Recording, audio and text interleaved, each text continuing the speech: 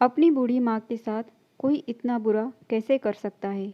75 वर्ष की उम्र में सुलोचना देवी की याददाश्त काफ़ी कमज़ोर होती जा रही थी। उन्हें रोज़मर्रा की चीज़ें याद ना रहती, लेकिन जो उन्हें हमेशा याद रहता था वह उनका बेटा। 3 साल हो चुके थे बेटे को अपना घर छोड़कर विदेश में बसे हुए। इन 3 सालों में बूढ़ी माँ और ज़्यादा बूढ़ी हो गई थी।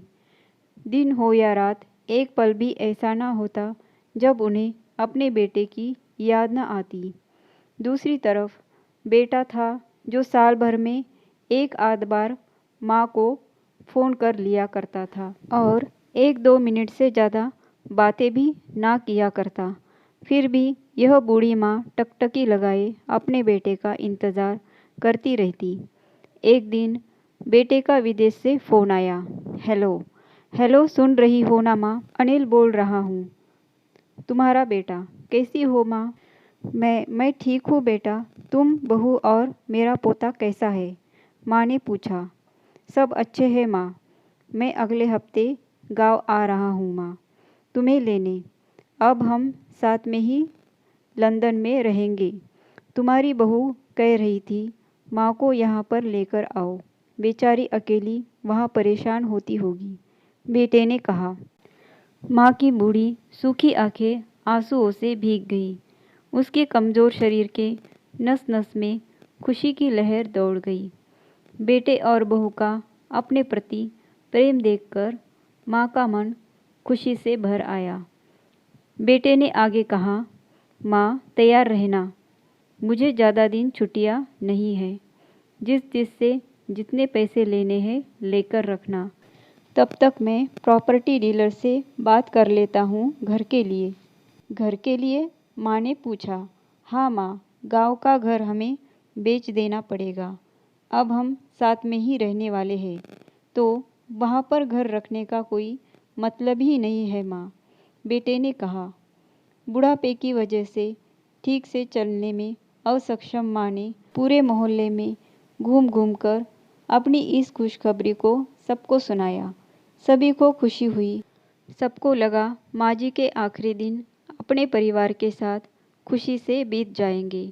घर वापस आकर माँ ने अपने घर के कोने कोने को ऐसे देखा जैसे वह अपने दूसरे बेटे को देख रही हो। देखे भी क्यों ना, उस घर को अपने बेटे से कम थोड़ी समझा था। अपने पति के साथ 40 साल यही तो बिताए थे, लेकिन अब मजबूरी थी। बुढ़ापे के आखिरी साल बेटे और बहू के साथ बिताना चाहती थी। दिल पर पत्थर रखकर घर बेचने के लिए माँ तैयार हो गई। आनन फानन में बेटे ने घर को आधे दामों पर बेच दिया।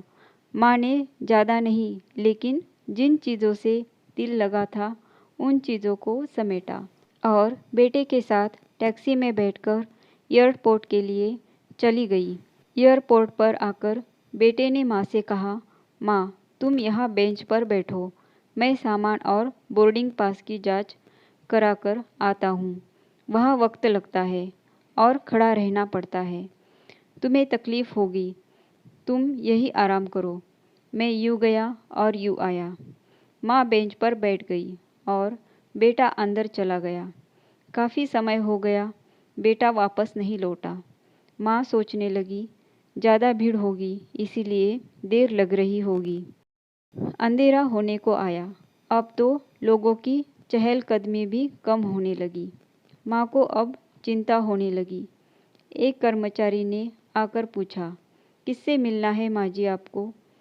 यहाँ पर क्यों बैठी है? डरती हुई आवाज़ में सुलोचना देवी बोली, मेरा बेटा अंदर सामान की जांच कराने गया है। लंदन जा रहे हैं हम। क्या नाम है माँ जी आपके बेटे का? कर्मचारी ने पूछा। अनिल नाम है मेरे बेटे का, सुलोचना देवी ने बताया।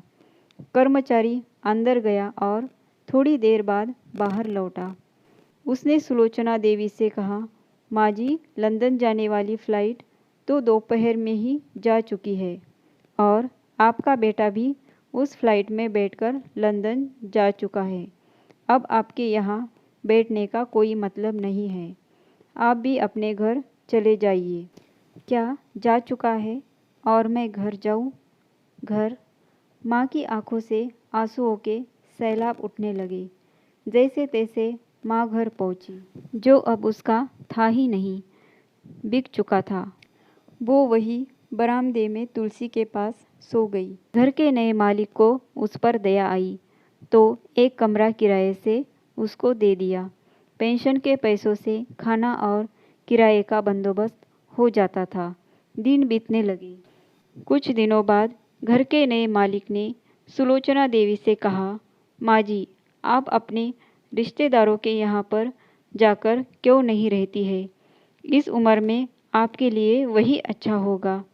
अच्छा तो होगा, लेकिन अगर मेरा बेटा वापस आ गया तो उसका ख्याल कौन रखेगा?